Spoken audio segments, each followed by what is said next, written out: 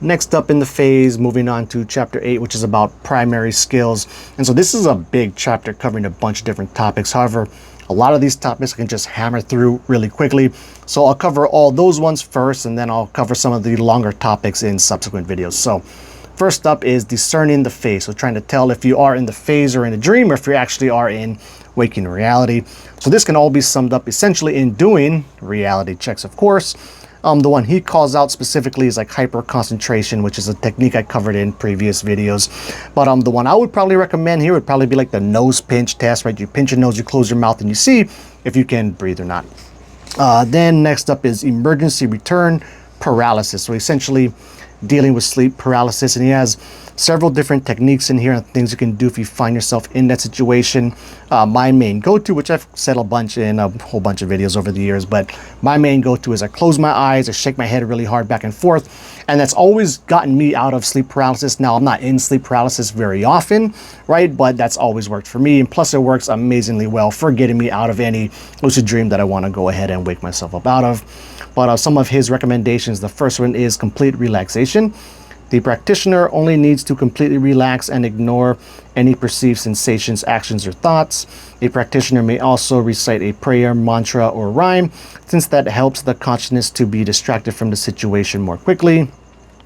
Then he has concentrated on moving a finger or a toe, right, which is going to be very hard to do when you are in sleep paralysis. I have tried that. It's hard to do. But if you can focus on trying to get movement in your finger or your toes, then you can kind of progress that into bigger movements and try to wake yourself up out of it. The next one is concentrating on possible movements. So even when you are in sleep paralysis, you can still move your eyeballs, your tongue, which I wasn't aware of, and then also your breathing. So concentrate on, put your attention towards, getting movement in those things. And then maybe you could progress to like moving your finger, and then you can progress that into bigger movements and again, wake yourself up out of it. And then his last one here, which he titles Re-Evaluating the Situation, which can essentially be summed up if, when you are dealing with sleep paralysis, you are in the phase, actually. You are already, you're dreaming, right? So why wake yourself up out of it when you could just try to separate from your stents or physical body and enter into the phase or have a lucid dream? So the two main ones he recommends here is levitating out of your stencil or physical body, and then simply imagining yourself already separated at a different location. So just trying to imagine yourself in some other, dream environment that's not your bedroom probably, and then, just try to have a regular straight up lucid dream from that point on. Then the next topic is fighting fear, and I have like one really tiny highlight in here where basically it can be summed up in realizing that there is no real danger, right? So you might be scared of whatever situation you come across within this phase or lucid dream experience, but just realize that, hey, you're going to actually wake up and be fine. So there's nothing really to be scared of. And then the next topic is phase object aggression and attacks, which is essentially where you're being attacked, probably from like some dream character, but, just basically anything within the dream environment coming and attacking you. So these types of issues usually concern the esoterically minded, or those who have read much eclectic literature on the subject of phase states. Such issues are rare among those with a materialistic outlook, like me. Many authors' writings on the phase devote up to half of their books on the subject of protection from such attacks. That's precisely why a still green phaser who has read much about astral attacks will encounter materialized and hyper-realistic fears that not only terrorize but also cause true pain. The first thing to know is no thing or person in the phase presents any real threat, kind of getting at what I just said in the previous topic. And this problem is easily resolved if you do encounter it by counteractive assertiveness or a simple attempt to face the unpleasantness head on. The next topic is creating vision, and he has a very specific technique for this, which is pretty interesting, but this really isn't a problem for me. Typically when I am in the phase or in a dream state, I have visuals the vast majority of the time, but he has a specific technique to get around this. So vision may arrive as soon as it is thought about, but if this does not occur, a special technique is necessary. So to create vision, a practitioner needs to bring the hands 4 to 6 inches in front of the eyes and try to detect them through the grayness or darkness. Peering aggressively and attentively at the minute details of the palms will cause them to become visible, much like if they were being developed on Polaroid film.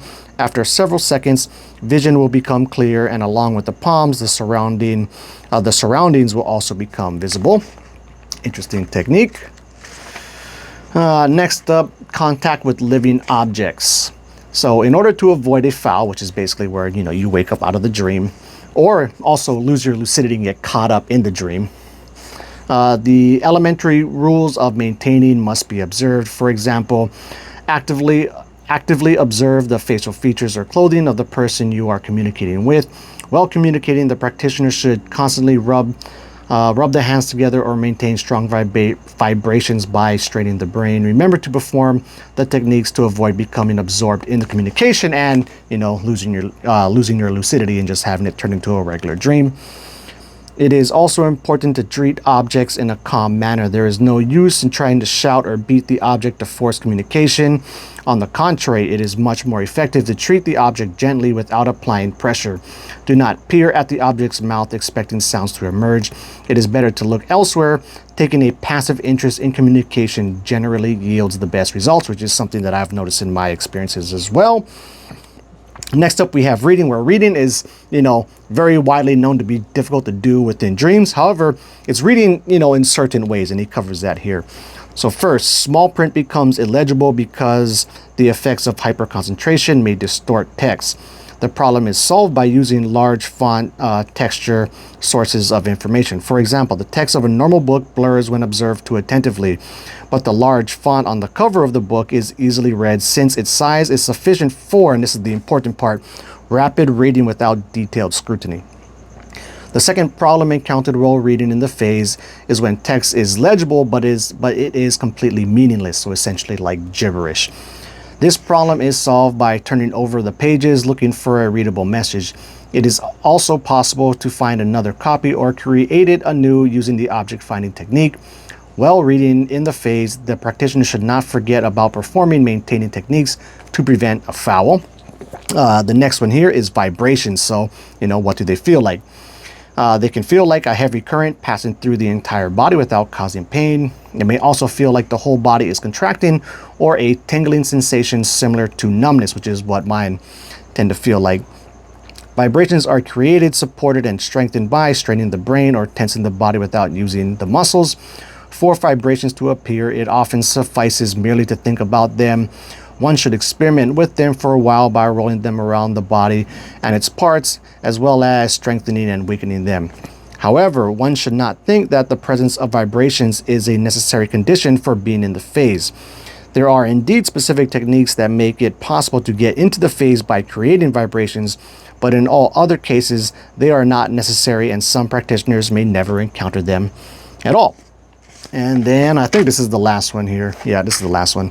So the last one we'll be covering is techniques for translocating through objects, such as, like passing through a wall. And he has two different techniques for this. The first one is rapid defocused penetration. So run or jump at the wall with a burning desire to penetrate it. Don't focus on the wall. Instead, concentrate on the immediate surroundings. And then the second one, which is the one that I make use of most, is the closed eye technique. When approaching the wall, the practitioner must close his eyes and completely focus on a desire to pass through it while imagining that the wall does not exist. Surface resistance should be pressed through, continuing on with aggressive desire and concentration. And so actually, this was one of the first things when I started to take my practice seriously that I specifically started practicing on. I think I read it in Andrew Holacek's book. But essentially what I would do, instead of trying to pass my whole body through it, I would just go up to a wall and I would practice on just getting my hand to pass through it like that.